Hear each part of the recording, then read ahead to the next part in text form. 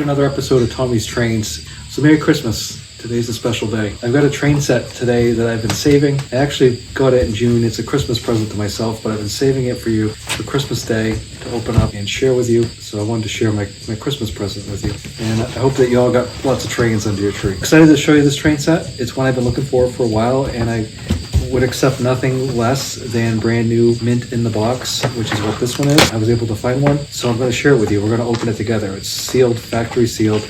We're going to open it up. I'm going to show you exactly what this train looked like, brand new from the factory when it came out. To the best of my knowledge, this train was only offered in 1977. I don't believe it was offered any other years. And I also am pretty sure that this locomotive was only available in this train set. It was not available separately. Correct me if I'm wrong, it may have been, but I don't believe so. So what I've got here is a 1 year only train set. I don't want to say it's rare, but it's definitely not super easy to find. And it's weird because you don't see them and you don't see them and you don't see them. And then all of a sudden I found like two brand new in the box just out there. As of right now, there's still one more brand new in the box. And you can expect to pay about $200 for one of these brand new in the box, which to me is still cheaper than anything you can get from Lionel now. All the stuff from Lionel now is $400 and the quality isn't there. So say what you want about MPC. This was the top of the line train set, 1977. I'm going to share it with you today, and I look forward to doing that. So the box is super colorful. It's a giant box. This train set is really heavy. It has all the features and the animation is great. I just think it's a really cool box. It did a good job with this one. Inside the box, the cellophane is still intact, as you can see. So this is how the train would have appeared when you first popped the top. You've got your locomotive, rail cars, two remote switches, you got tracks on both ends, your power supply, lighted bumpers, and you've got a small trestle set, because what this does is this train set has a hump yard, which is the only train set to my knowledge that Lionel ever made that had a hump yard on it, which is pretty cool. So we're going to take these apart one by one, show you the parts and pieces, and then we're going to put it together and run it, and I'm really excited to do that today. It's almost a shame to open this up, and some people will think I'm crazy for doing so, but in my opinion, train sets were made to be played with. They were not made to sit on a shelf. And you can say what you want. Whenever I get a brand new train set like this, it's been in storage for so long, and some people get mad because, oh, why'd you take it out? Oh, it's been like that since 1977. It's like 49 years ago this thing's been. Well, this train was built to be played with. It wasn't built to sit on a shelf. When I buy trains that I know I'm going to keep, I don't care that I'm going to open it up. I'm going to play with it. I'm going to put it back in the box. It's going to stay as mint as can be. Trains that I take and show and I don't have any intention of keeping them, that's a whole different story. So here's your locomotive.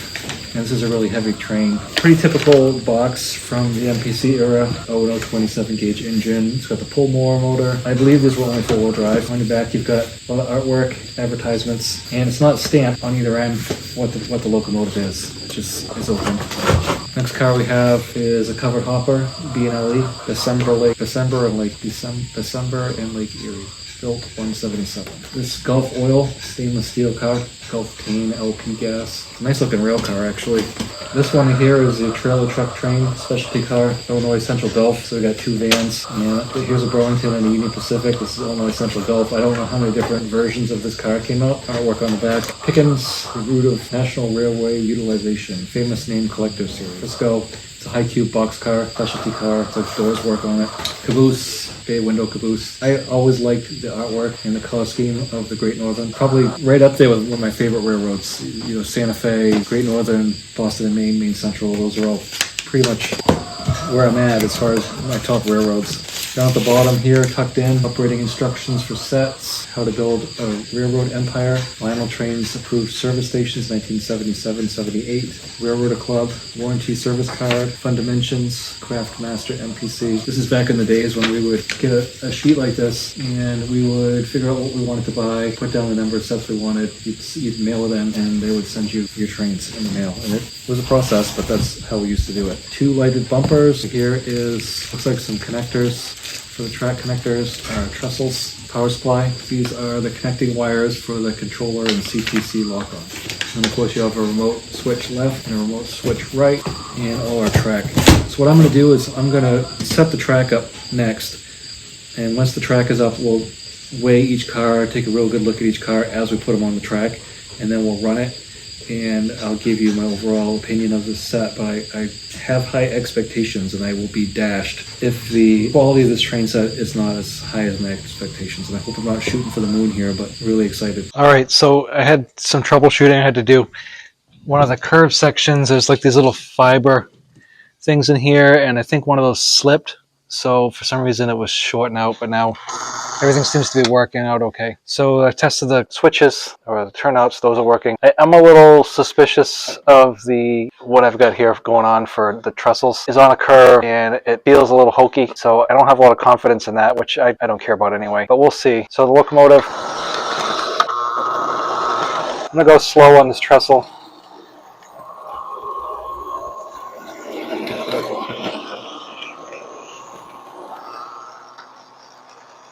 Pretty happy with the train. The E unit hums, which is what I would expect. It does have traction tires on two sides. It has full pickup. By the looks of it, it's only four-wheel drive. Not super, so it doesn't have two can motors. It's got a Pull-Mor motor in it, and it seems to be okay. First car that goes on is this Frisco. It's light. It does have die-cast wheels on it. Plastic truck, operating couplers, both ends.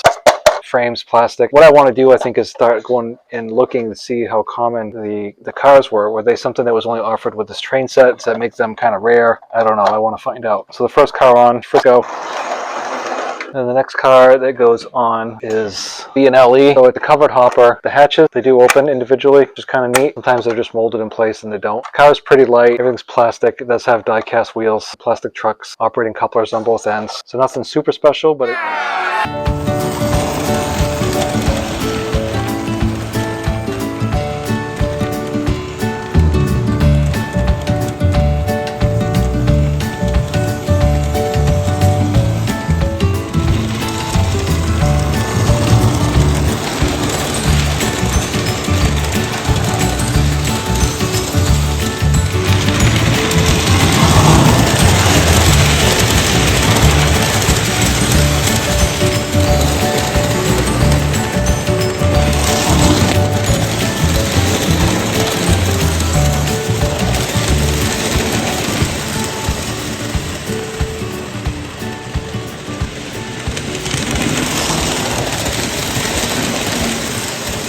try out the hump yard and see if that works the way it's supposed to. I think it's going to be a little tricky, to be honest with you.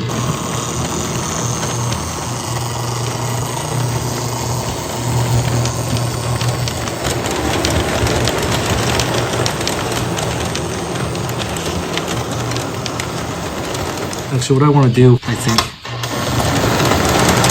I want to put the caboose down here and then I will pull the train ahead and see if I can put the tank car on the outside track and some of the rest of the train on the inside track. Let's see how well this works. I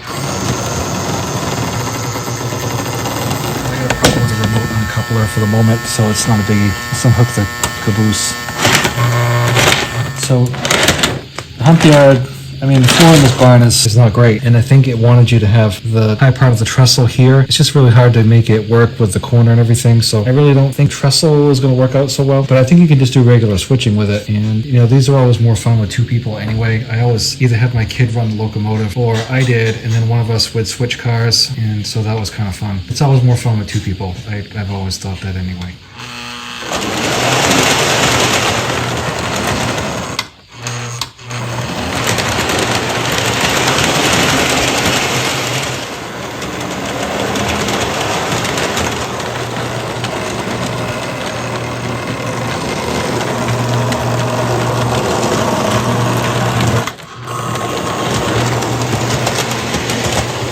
So overall, I think it's a really good set, and I'm happy to have it. I may not keep all the cars yet. I'm not sure. I'm definitely going to keep some of them. Mostly, I just wanted the locomotive and the caboose, and I think both of those are about as high quality as you would find with MPC back in the 70s. So I'm really happy with those, and I got it for a good price. Again, everything was brand new in the box, sealed, and there were a couple of issues, but most of it's just because it's been sitting, and I think those bugs will be easy to get out. So I appreciate you watching. Have a great rest of your Christmas, and I'll talk to you tomorrow. Thanks for watching. really a good train. I was really happy with the locomotive. Color scheme is great, markings are good, and I have no complaints about the locomotive. This was as good as you were going to get back in the 70s, so pretty happy with it. Frisco high cube, really light. It does have metal wheels, operating couplers, but I probably won't keep it. I never was a fan of high cubes anyway. I just don't like them, so I probably will get rid of this car. Covered hopper, I do like this one. It's got some weight to it. The top is removable, hatch is open, metal wheels, operating couplers, pretty decent car. Piggyback, it's light, really light. It does have operating couplers, metal wheels, and the 2 trailers, but I'm probably gonna get rid of it. I don't like it. It just isn't gonna work for me. This blue car, a neat car, no complaints with it whatsoever. I do believe it has a metal bottom in there. Feels like it. Tin, markings are really good, operating couplers, metal wheels. Whether I keep it or not, I'm not sure, but I do like the color scheme of it. It's very nice. Probably one of the best tank cars I've ever seen. Really shiny. It's got some weight to it. Graphics are great. Metal wheels, operating couplers. This one's a keeper. What else can I tell you about this Caboose besides I love it? I don't think there's much else I can say.